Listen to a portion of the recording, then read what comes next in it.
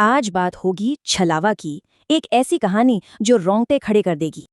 ये कहानी है लोहानी गांव की, जहां ठंड सिर्फ महसूस नहीं होती, शिकार करती है।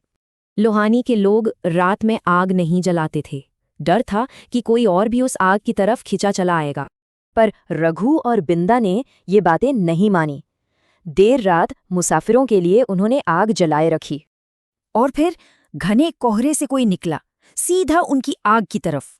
उसने एक अजीब सवाल पूछा, और जैसे ही उसने ऊपर देखा, आग की लपटें नीली पड़ गईं।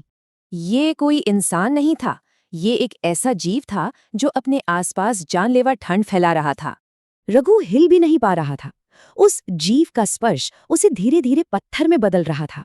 बिंदा जैसे तैसे भागकर गांव के रामदीन काका के पास पहुंचा, जिन्होंने असली खतरा समझाया।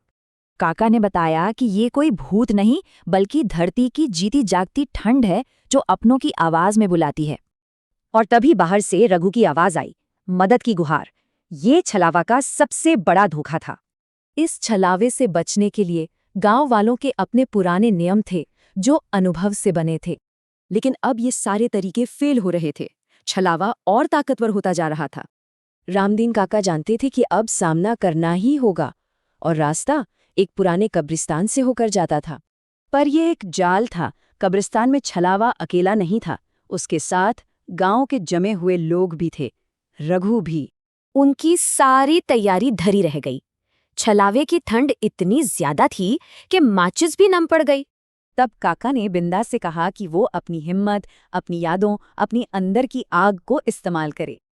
और ये काम कर गया। दीपक से एक जोरदार नारंगी रोशनी निकली जो छलावा को जला रही थी।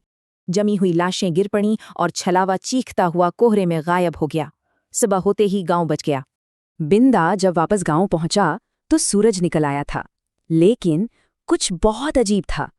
सब लोग चुपचाप अपने घरों से निकल रहे थे। धूप तो थी, पर किसी की परछाई नहीं बन रही थी। बिंदा को याद आया, कब्रिस्तान में छलावे ने उसके कंधे को छुआ था। उसने अपने हाथ देखे, वो नीले पड़ रहे थे। छलावा हारा नहीं था, वो अब कोहरे से निकलकर गांव के हर इंसान के खून में पहुंच चुका था।